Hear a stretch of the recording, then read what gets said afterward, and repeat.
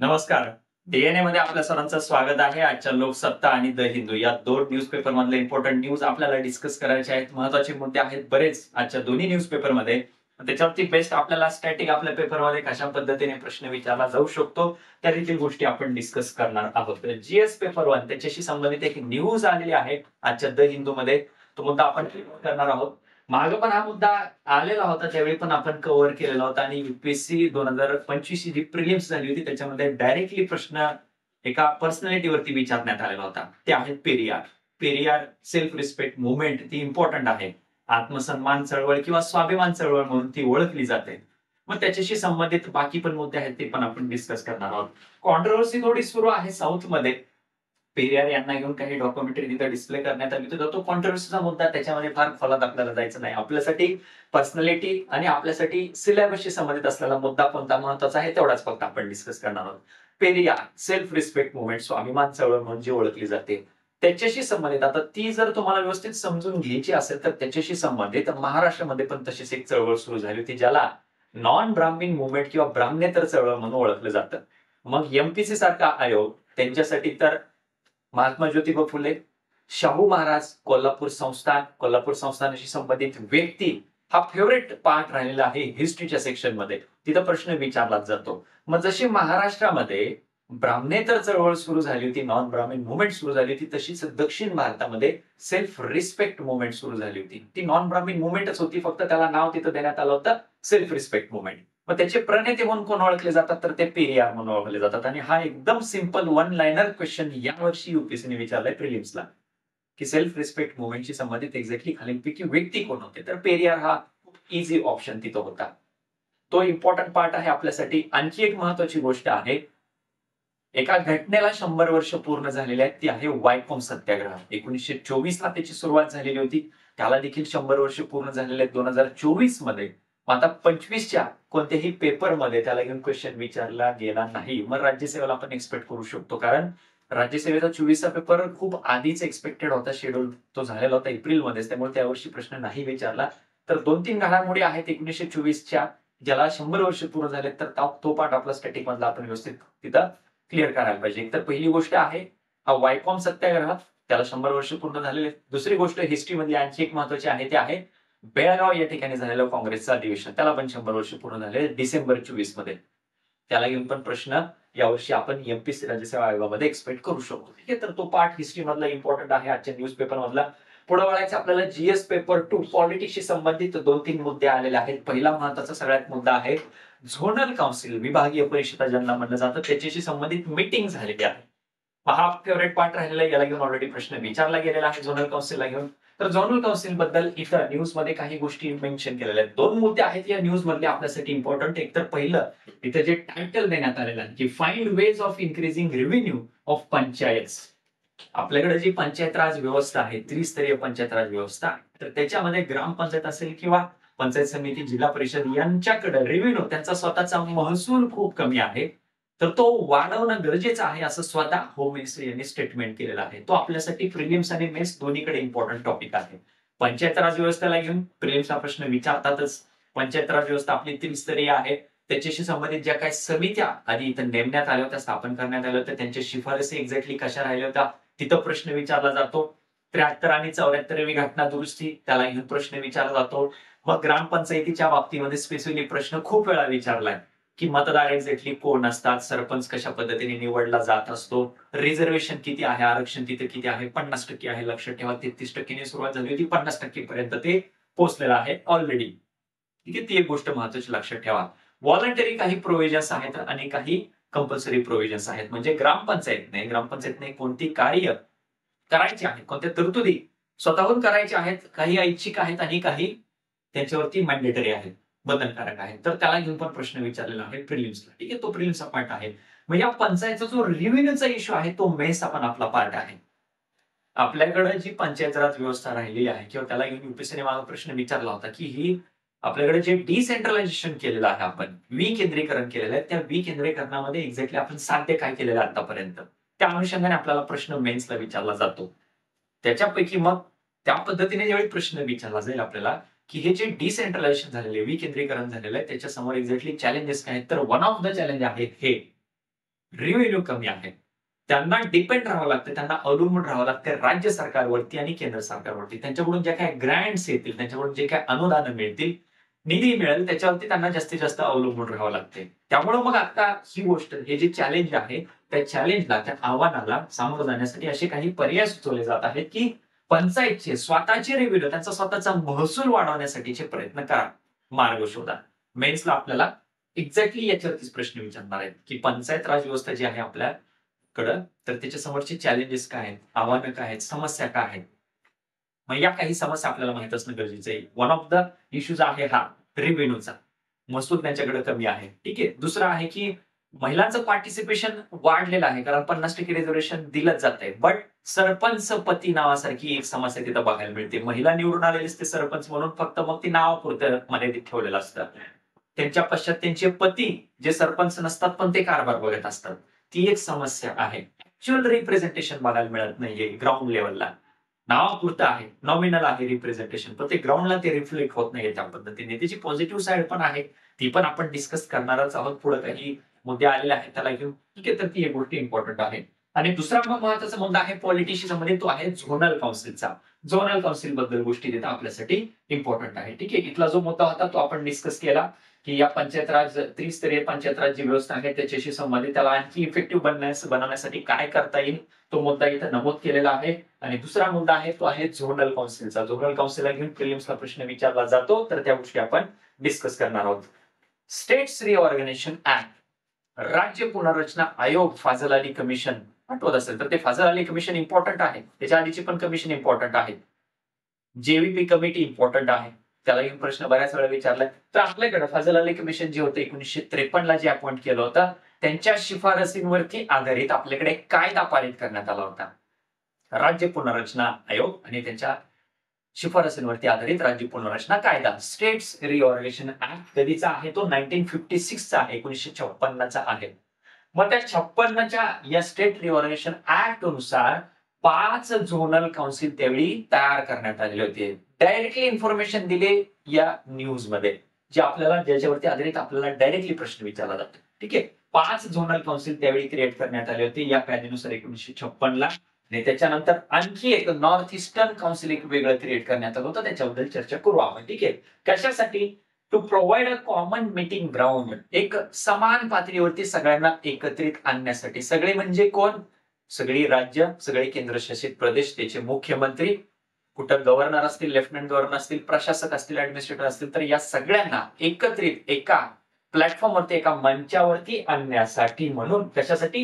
हे जे काही इश्यूज असतात, इंटरस्टेट इश्यूज असतील, आंतरराज्य वाद असतील, केंद्र राज्य वाद असतील, या सगळ्यांवरती चर्चा करण्यासाठी एक कॉमन प्लॅटफॉर्म, तिथं एक समान पातळीवरची चर्चा करणारा मंच तयार करण्यासाठी म्हणून हे झोनल काउन्सिल क्रिएट केले गेले होते. आणखी पुढचा मुद्दा, बऱ्याच वेळा प्रश्न विचारला जातो की झोनल काउन्सिलला घेऊन जर स्टेटमेंट दिले की पुढीलपैकी योग्य अयोग्य विधाने ओळखा विभागीय परिषदांबद्दलचा. पहिलंच विधान तिथं असेल की याचे अध्यक्ष प्रधानमंत्री असतात, पंतप्रधान असतात, तिथंच आपण मिस्टेक करून जाणार. ठीक आहे, इथला अमित शहाचा हसरा चेहरा लक्षात ठेवायचा, आणि लक्षात ठेवायचं की या झोनल काउन्सिलचे अध्यक्ष कोण असतात? होम मिनिस्टर असतात, केंद्रीय गृहमंत्री असतात, प्राईम मिनिस्टर नाही.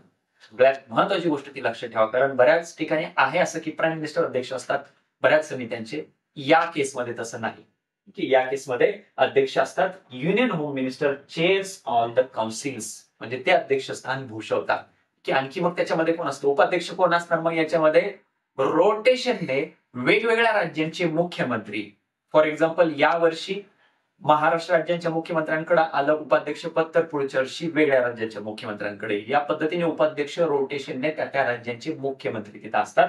मेंबर्स कोण कोण असतात? लेफ्टनंट गव्हर्नर, युनियन टेरिटरीचे, केंद्रशासित प्रदेशांचे ऍडमिनिस्ट्रेटर, हे सगळे त्याचे मेंबर्स असतात, सदस्य असतात. एवढी इन्फॉर्मेशन इथे दिलेली, यालाच घेऊन आपल्याला डायरेक्टली प्रश्न विचारला जातो. ठीक आहे, मग तीच माहिती इथं सगळे नमूद केलेली की ही जी आयडिया आहे, ही जी संकल्पना होती एक्झॅक्टली ही झोनल काउन्सिलची, तर कोणाची होती? तर जवाहरलाल नेहरू, पहिले आपले पंतप्रधान देशाचे, त्यांनी 1956 मध्ये पहिल्यांदा ही आयडिया तिथं मांडलेली होती की असे झोनल काउन्सिल आपण विभागीय परिषदा तयार करणं गरजेचं आहे. कशासाठी? एक समन्वय राहण्यासाठी. हा जो संघराज्य आपण तयार केलेला आहे, या संघराज्यातले जे काही मेंबर्स आहेत त्यांच्यामध्ये समन्वय, कोऑर्डिनेशन राहण्यासाठी, म्हणून त्यांनी पहिल्यांदा आयडिया मांडली होती.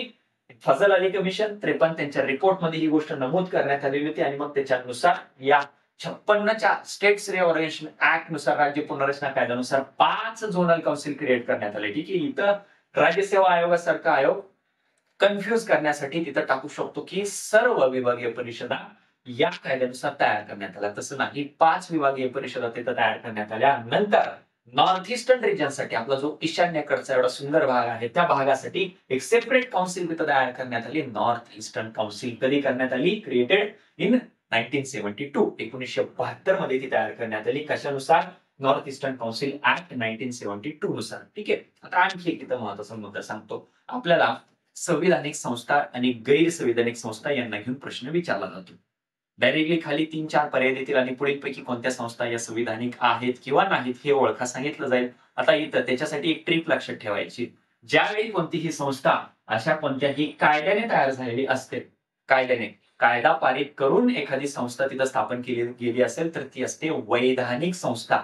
स्टॅच्युटरी बॉडी त्याला म्हणलं जातं. स्टॅच्यूट, लॉ, ऍक्ट असे वेगवेगळे शब्द वापरले जात असतात. जेवढी कायद्याने निर्मिती होते एखाद्या संस्थेची तर त्याला वैधानिक संस्था म्हणलं जातं. संविधानिक संस्था म्हणलं जात नाही. संविधानिक संस्था कोणती असते?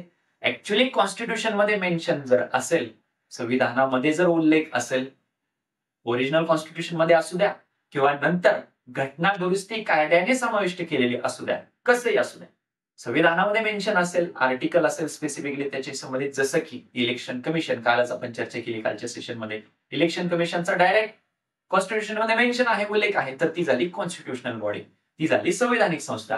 कायद्याने निर्माण झाली असेल तर ती झाली वैधानिक संस्था. तर ही वैधानिक संस्था आहे. झोनल काउन्सिल, विभागीय परिषदा या वैधानिक संस्था आहेत. मग इथं ती माहिती ऍडिशनल माहिती दिलेली आहे की कोणकोणते झोनल काउन्सिल आणि कोणती राज्य त्या झोनल काउन्सिल मध्ये येतात. याला घेऊन जोड्या लावामध्ये एकदा मागं प्रश्न विचारला होता प्रिलिम्सला, कोणत्या झोनल काउन्सिल मध्ये कोणते स्टेट्स येतात म्हणून. ठीक आहे, तर हा चार्ट देखील लक्षात ठेवा. हा चार्ट पण आपल्यासाठी महत्वाचा आहे. ठीक आहे, एवढे मुद्दे इम्पॉर्टंट आहेत. पहिली गोष्ट, पंचायत, त्रिस्तरीय पंचायत राज संस्था आपल्याकडची प्रिलिम्स मेन्स दोन्हीकडे महत्वाची आहे. त्याशी संबंधित समस्या, त्याचे संबंधित आव्हानं, उपाययोजना मेन्स साठी इम्पॉर्टंट आहेत. त्याचे संबंधित फॅक्च्युअल गोष्टी, कमिटी, त्याच्या शिफारसी, बेसिक सगळ्या गोष्टी त्या इम्पॉर्टंट आहेत प्रिलिम्स साठी. दुसरा मुद्दा झोनल काउन्सिलचा, तो इम्पॉर्टंट आहे प्रिलिम्सला या पद्धतीने. मेन्स साठी पण इम्पॉर्टंट आहे. का? संघराज्य नावाची जी संकल्पना मग अशी सांगितली, या फेडरल स्ट्रक्चर मध्ये याला इम्प्रूव्ह करण्यासाठी, याला आणखी यांच्यामध्ये कोऑर्डिनेशन, समन्वय वाढवण्यासाठी काय केलं जाऊ शकतं, तर या झोनल काउन्सिलच्या मीटिंग्स कन्सिस्टंटली होणं गरजेचं आहे, सातत्याने होणं गरजेचं आहे. तो मुद्दा पण इथं हायलाइट केलेला आहे तो न्यूज मध्ये. ते स्वतः होम मिनिस्टर अमित शहा यांनी ते स्टेटमेंट पण केलेले की आता रेग्युलरली झोनल काउन्सिलच्या मीटिंग व्हायला सुरुवात झालेली, अगोदर त्या रेग्युलरली होत नसायच्या. ठीक आहे, तर ती पण गोष्ट आपल्यासाठी इम्पॉर्टंट आहे. त्याला घेऊन प्रिलिम्सला या पद्धतीने प्रश्न विचारला जातो. हा युपीसी प्रिलिम्स 2013 मध्ये विचारला गेलेला प्रश्न आहे. खालीलपैकी कोणत्या संस्थांचा संविधानामध्ये उल्लेख आढळत नाही? ठीक आहे, नॅशनल डेव्हलपमेंट काउन्सिल, नियोजन आयोग, प्लॅनिंग कमिशन आणि विभागीय परिषदा. ठीक आहे, याचं उत्तर कमेंट बॉक्स मध्ये टाकायचं आहे. ठीक आहे, होमवर्क आहे तुमच्यासाठी. हा पण युपीएससी मेन्सला विचारला गेलेला प्रश्न आहे की केंद्र राज्य संबंधांच्या क्षेत्रात केंद्र सरकारने अलीकडे कोणते बदल आणले आहेत. 2024 प्रश्न, 2024 युपीएससी मेन्सला प्रश्न विचारलाय. केंद्र राज्य संबंधाचा जो क्षेत्र आहे त्याच्यामध्ये केंद्र सरकारने कोणते बदल केलेले आहेत आणि केंद्र आणि राज्यांमध्ये विश्वास निर्माण करण्यासाठी आणि हे संघ राज्य मजबूत करण्यासाठी कोणते उपाय करावेत ते सुचवा. हे क्वेश्चन्स का टाकतोय, तर आपण हे जे काही डिस्कस करतोय ते कसं इम्पॉर्टंट आहे आणि त्याच्याकडून आपल्याला आपल्या स्टॅटिक पार्ट कडे कसं जायचं आहे हे तुम्हाला समजण्यासाठी हे पीवायक्यू टाकलेलं आहे. तुम्हाला लगेच या क्वेश्चनचा आन्सर डिटेलमध्ये लिहिताच आलं पाहिजे असे एक्सपेक्टेशन ठेवायची नाही. रीड करायचंय, करंट सोबत त्याला कनेक्ट करायचं आणि या पद्धतीने प्रश्न विचारला जातो. मेन्सला पॉलिटीला घेऊन याच पद्धतीने प्रश्न विचारला जातो. ठीक आहे, तर ती एक गोष्ट लक्षात ठेवा. त्याच्यानंतर पॉलिटी संबंध आणखी एक महत्वाचा मुद्दा. आजचा दिवस 25 जून, याच दिवशी 25 जून 1975 मध्ये आणीबाणी जाहीर करण्यात आली होती. इमर्जन्सी डिक्लेअर करण्यात आली होती, राष्ट्रीय आणीबाणी. तर त्याला घेऊन एक मूवी आलेला आहे इमर्जन्सी, त्याची संबंधित फोटो आलेला आहे याच्या द हिंदूमध्ये. आणि लोकसत्तामध्ये स्वतः महाराष्ट्राचे मुख्यमंत्री देवेंद्र फडणवीस यांनी एक लेख लिहिलेला आहे या आणीबाणीवरती, या इमर्जन्सीवरती. हा इमर्जन्सीचा टॉपिक आपल्यासाठी खूप जास्त इम्पॉर्टंट आहे. रिपीटेडली प्रश्न आहे या इमर्जन्सीवरती, आणीबाणीवरती. मग ते राष्ट्रीय आणीबाणी असू द्या किंवा ती राज्यातली आणीबाणी असू द्या, ज्याला आपण राष्ट्रपती राजवट असं म्हणतो. फायनान्शियल इमर्जन्सी, आर्थिक आणीबाणी ती पण महत्वाची आहे. त्याच्या संबंधित मग स्टार्टिंग पार्टकडे आपल्याला जायचंय. आता याला 50 वर्ष पूर्ण झाले.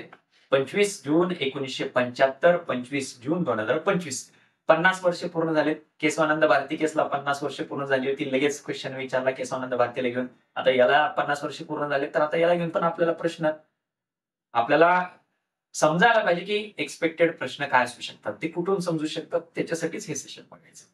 त्याच्यासाठीच करंटचा टच आपल्याला पाहिजे. क्वेश्चन्स असेच कोणीतरी झोपेतून उठून ते तयार करत नसतं. त्याला काहीतरी रेफरन्स असतो. यावर्षी इमर्जन्सीवर प्रश्न येईल.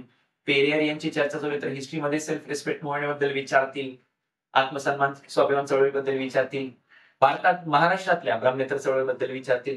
प्रश्न असेच येत नसतात, त्याचं काही ना काही कनेक्शन असतं. ठीक आहे. मग हा पार्ट आपल्यासाठी इम्पॉर्टंट आहे की प्रोव्हिजन्स एक्झॅक्टली याला घेऊन कोणत्या आर्टिकल्स मध्ये करण्यात आले. कलम 352 पासून ते कलम 360 पर्यंत आणीबाणीशी संबंधित तरतुदी भारतीय राज्यघटनेमध्ये करण्यात आलेल्या आहेत. 352 काय सांगतं? इमर्जन्सीचं डिक्लेरेशन, प्रोक्लेमेशन, घोषणा, आणीबाणीची घोषणा. ठीक आहे. 353 इफेक्ट काय होणार आहे, त्याचा परिणाम काय होणार आहे. ठीक आहे. 354 ऍप्लिकेशन एक्झॅक्टली त्याचं काय असणार आहे, कसं असणार आहे. ठीक आहे. 355, 356 खूप महत्वाचे आहेत. ठीक आहे. 355, 356 खूप महत्वाचे आहे. 355 काय सांगतं? Duty of union to protect states against external aggression and internal disturbances. केंद्र सरकारची भूमिका आहे राज्यांना प्रोटेक्ट करण्याची, सुरक्षित ठेवण्याची. 355. ठीक आहे. 356 काय सांगतं? Failure of constitution machinery in states. संविधानाशी संबंधित जी मशिनरी आहे, जी व्यवस्था आहे, ती जर कोलमडली, कोसळली, तर 356चा वापर केला जाऊ शकतो राष्ट्रपती तिथं लागू करण्यासाठी. 357, 358, 359, 360 फायनान्शियल इमर्जन्सी. तिसरा आपल्याकडे 3 प्रकारचे इमर्जन्सी बघायला मिळतात. राष्ट्रीय आणीबाणी, राज्य आणीबाणी ज्याला राष्ट्रपती राजवट म्हणतो, आणि तिसरे आहे आर्थिक आणीबाणी. ठीक आहे. इथं मग 352 ते 360 आर्टिकल्स आहेत. कोणत्या भागामध्ये? भाग 18 मध्ये. भाग पण बऱ्याच वेळा प्रिलिम्सला आपल्याला विचारला जातो. आणि मग ही प्रोव्हिजन आपण कुठून घेतली एक्झॅक्टली? ही तरतूद आपण कोणत्या कॉन्स्टिट्यूशन मधून घेतलेली? तर ती जर्मनीच्या वेमर कॉन्स्टिट्यूशन मधून आपण ती घेतलेली आहे. 1975 मध्ये जी आणीबाणी लागू करण्यात आली होती, त्यावेळी बरेच महत्वाचे निर्णय घेण्यात आलेले होते. त्यापैकी जी 42वी घटना दुरुस्ती आहे, त्याला घेऊन खूप वेळा प्रश्न विचारला.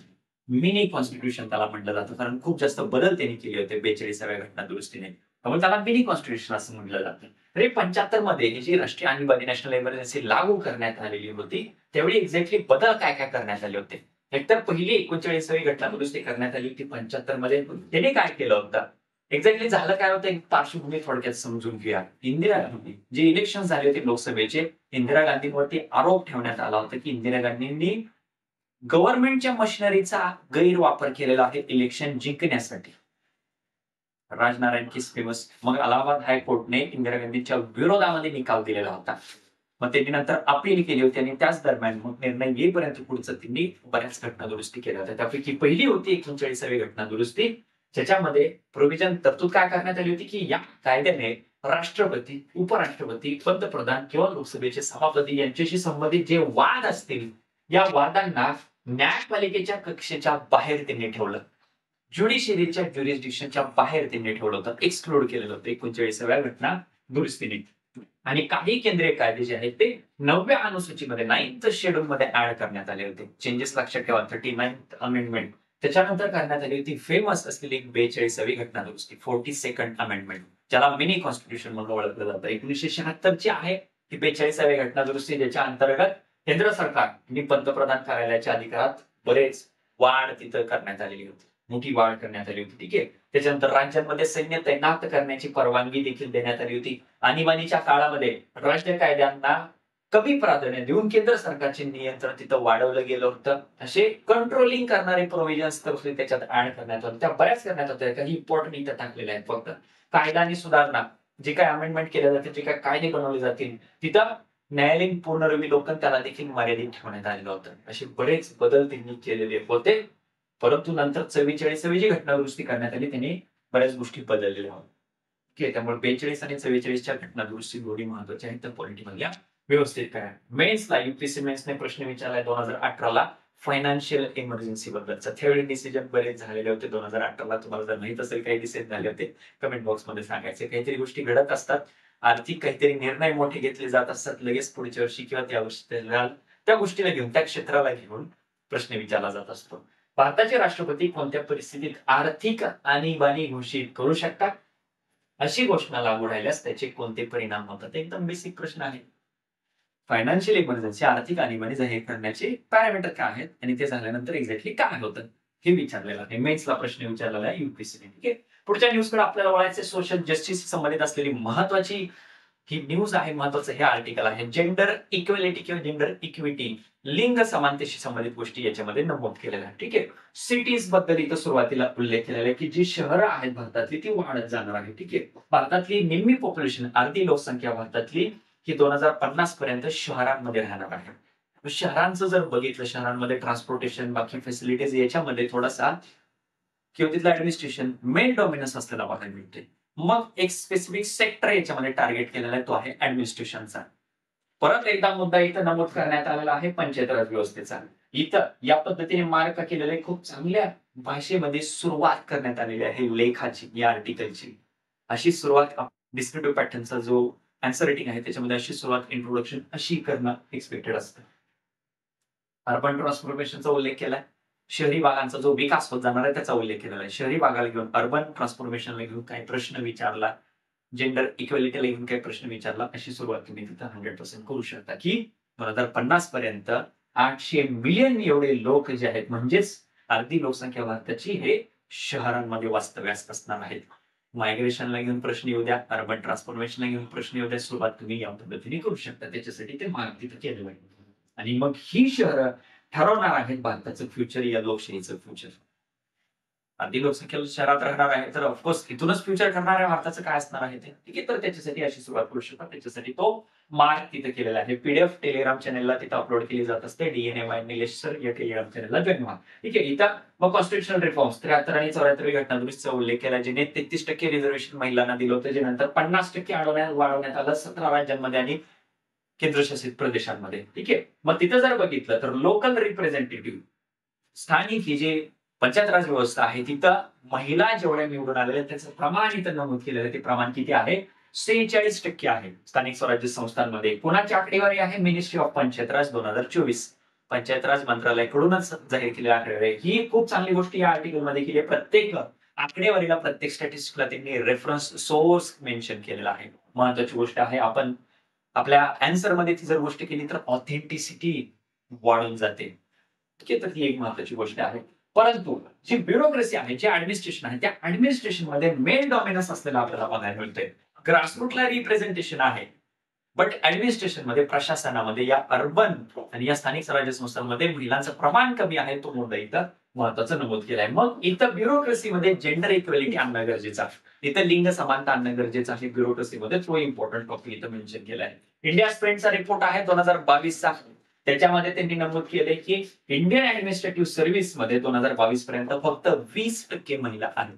आपण पंचायत राज मध्ये बघितलं 46% रिप्रेझेंटेशन आहे, इथं फक्त 20% असलेलं आपल्याला बघायला मिळतं. ठीक आहे. पोलीस फोर्समध्ये तर फक्त 11.7% महिलांचं प्रमाण असलेलं बघायला मिळतं. मग याचं कनेक्ट कसं एक्झॅक्टली जोडले की शहरांमधल्या समस्या, म्हणजे महिलांशी संबंधित समस्या, ट्रान्सपोर्टेशन मध्ये, पब्लिक ट्रान्सपोर्ट, सार्वजनिक वाहतूक प्रणाली वापरण्यामध्ये महिलांचं प्रमाण खूप जास्त आहे. हे काय इंडिकेट करतं की महिला डिपेंडंट आहेत.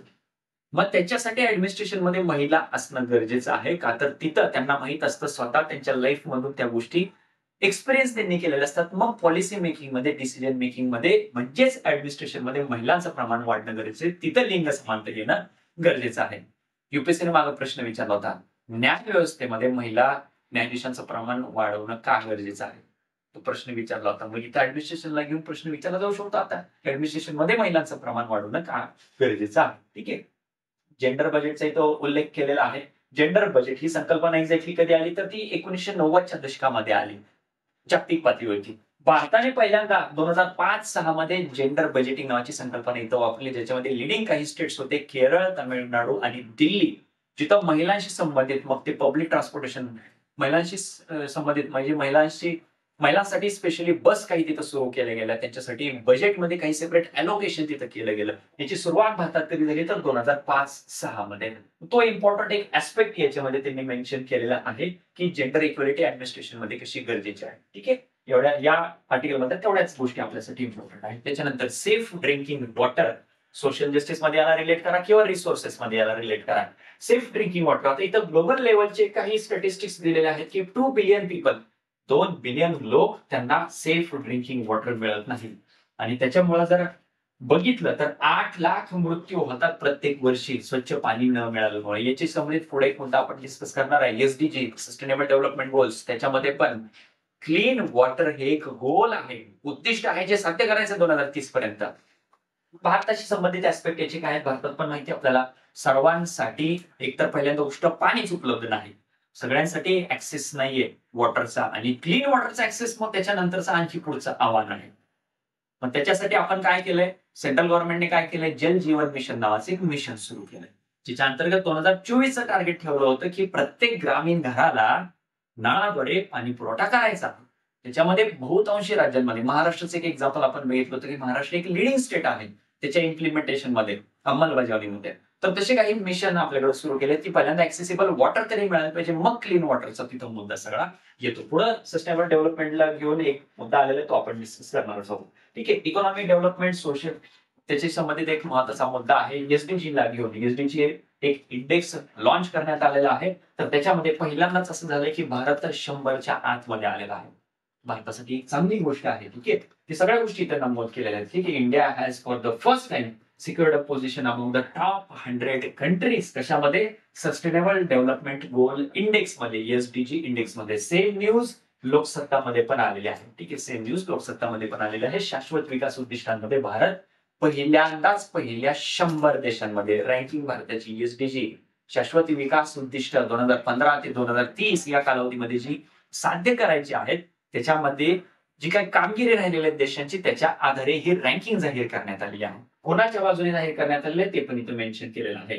UN sustainable development solutions network प्रीएमसाठी महत्वाचा मुद्दा आहे. भारताची रँकिंग 167 देशांमध्ये 99 राहिलेली आहे 2025 मध्ये. याच्या आधी जर बघितलं 2024 मध्ये 109 रँक राहिलेली होती. यावेळी स्कोर भारताचा राहिलेला आहे 67. भारताचे गुण त्याच्यामध्ये राहिलेले आहेत 67. ठीक आहे, त्याच्यासह मग पहिल्यांदाच पहिल्या 100 मध्ये भारत तिथं आलेला आहे.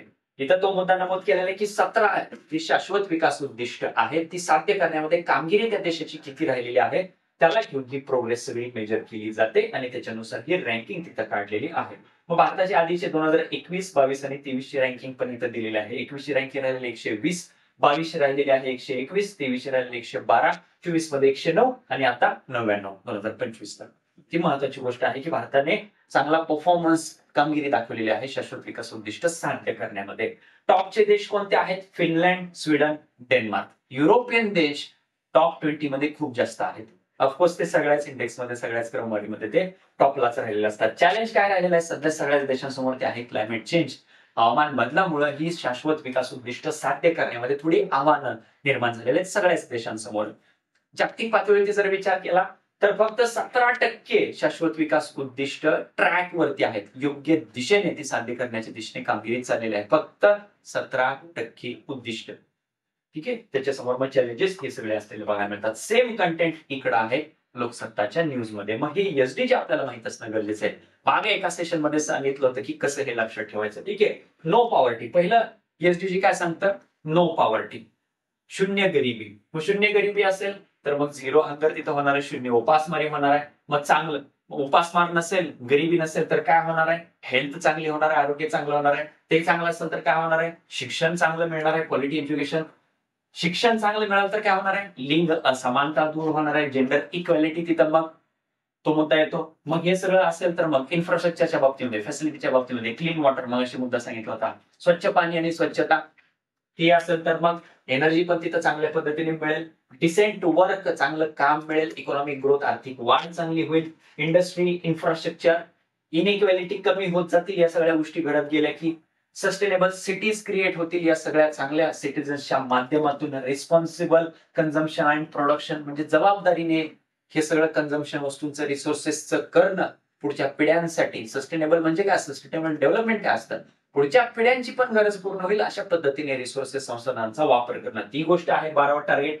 क्लायमेट ऍक्शन, जो काय हवामान बदल होतोय त्या बाबतीतली कृती. लाईफ बिलो वॉटर, तो पण महत्वाचा रिसोर्स आहे आपल्यासाठी. लाईफ ऑन लँड, जमिनीवरची सगळी जैवविविधता ती टिकवून ठेवणं, पीस, सगळी जी काही संघर्षाची परिस्थिती बघायला मिळते त्याच्यामध्ये हे ESDGचं गोल इम्पॉर्टंट आहे. आणि 17वा आहे पार्टनरशिप फॉर द गोल्स. सगळ्यांनी सहकार्याने काम करायचं आहे, अशी ही 17 उद्दिष्ट इम्पॉर्टंट आहेत ESDची. त्याच्यानंतर शक्तीपीठ एक्सप्रेसवेला घेऊन न्यूज आलेले, लोकसत्तामध्ये पण आलेले आहे. ठीक आहे, शक्तीपीठ महामार्ग हा प्रोजेक्ट एक्झॅक्टली काय आहे, तो किती जिल्ह्यांमधून जातो, ती गोष्ट आपल्याला माहित असणं गरजेचं आहे. पहिली सगळ्यात महत्वाची गोष्ट, 802 किलोमीटरचा हा एक्सप्रेसवे आहे. 802 किलोमीटरचा एक्सप्रेसवे आहे, जो 12 जिल्ह्यांना कनेक्ट करणार आहे. कुठून कुठपर्यंत? सिंधुदुर्ग ते वर्धा. सिंधुदुर्ग ते वर्धा अशा 12 जिल्ह्यांना तो कनेक्ट करणार आहे. कशा प्रकारचा प्रोजेक्ट आहे? हाय स्पीड कॉरिडॉर आहे. कशासाठी तो डेव्हलप केला जातोय? तर नागपूर ते गोवा जे सध्याचा 18 तासांचा प्रवास आहे, तो 8 तासांवरती आणण्यासाठी. या डिटेल्स मॅटर करतात. फिल्मचा प्रश्न विचारला जातो. कोणाकडून त्याचा प्रोजेक्टचं इम्प्लिमेंटेशन केलं जाते? Maharashtra state road development corporation यांच्याकडून हा प्रोजेक्ट इम्प्लिमेंट केला जातो, त्याची अंमलबजावणी केली जाते. ठीक आहे, या गोष्टी इम्पॉर्टंट आहेत. तिथं मग महाराष्ट्राचा मॅप दाखवलाय लक्ष देण्यासाठी. गोवा ते नागपूर कनेक्ट केलं जाणार आहे. मग सिंधुदुर्ग पासून ते इथपर्यंत सगळे 12 जिल्हे कनेक्ट केले जाणार आहेत. मग याला विरोध देखील होत आहे बऱ्याच जिल्ह्यांमधून. शेतकऱ्यांचा जमीन संपादनाचा तो मुद्दा आपल्याकडे एक राहिलेला आहे. तर त्याला घेऊन आपल्याकडे मागे एक प्रश्न विचारला गेला होता त्या अँगलने. डेव्हलपमेंट, रोडची डेव्हलपमेंट, एक्सप्रेसवेचे आपले प्रोजेक्ट डिले होत जातात, तशा अनुषंगाने एक मागे प्रश्न विचारला गेला होता. तर हा शक्तीपीठ महामार्ग चर्चेत आहे, जसं तो आपल्याला माहित असणं गरजेचं आहे. एन्व्हायरमेंटशी संबंधित ऑइल स्पिलचा मुद्दा, तेल गळतीचा मुद्दा. केरळच्या कोस्टला घेऊन एक शिप जी तिथे बुडालेली होती, आग लागलेली होती, त्याच्यातली कंटेनर्स बाहेर पडले होते. मग त्याच्यातून आता प्लास्टिक बरंच बाहेर पडून आता किनाऱ्यांवरती पोहोचलेलं आहे. एन्व्हायरमेंटमध्ये ही एक मेजर समस्या म्हणून सध्या काम करत आहे. लाईफ बिलो वॉटर, मगाशीच आपण एक सस्टेनेबल डेव्हलपमेंट गोल बघितलं. तेल गळती झाली, असे काही कंटेनर्स मधून काहीही घातक केमिकल्स असतील, इतर काही पदार्थ असतील बाहेर पडलं, तर ते सगळं समुद्री जीवांना, समुद्री जैवविविधतेला तो धोका असतो. आणि ऑफकोर्स तो माणसांमधला पण तिथलं मनुष्याला पण तो धोकादायक सगळा मुद्दा ठरून जातो. तर त्याच्यावरती हा मुद्दा आलेला आहे. ऑइल स्पिलचा मुद्दा इम्पॉर्टंट आहे. ऑइल स्पिलला घेऊन डायरेक्टली मेन्सला आपल्याला प्रश्न विचारतील. प्रिलिम्सला नाही प्रश्न विचारला, मेन्सला आपल्याला प्रश्न विचारतील की डिझास्टर मॅनेजमेंट एन्व्हायरमेंट मध्ये कनेक्ट करतील आपल्याला, की ऑइल स्पिलला घेऊन एक्झॅक्टली काय करणं गरजेचं आहे. तर त्याच्यासाठी गाईडलाईन्स काही फ्रेम केलेल्या आहेत. NDMA नावाची बॉडी आपली तिथं काम करते या बाबतीमध्ये डिझास्टर म्हणून. याला तसं आणखी तेवढं ट्रीट केलं जात नाही, तिथं काही चेंजेस करणं गरजेचं आहे. ठीक आहे, तर तो एक मुद्दा मेन्शन आपल्यासाठी इम्पॉर्टंट आहे. तेवढेच मुद्दे आजच्या न्यूजपेपरमध्ये इम्पॉर्टंट आहेत द हिंदू आणि लोकसत्ता मधले. आजच्या सेशन मध्ये इथेच थांबतोय. भेटूया नंतरच्या सेशन मध्ये त्या दिवसाचे इम्पॉर्टंट न्यूज सोबत. धन्यवाद.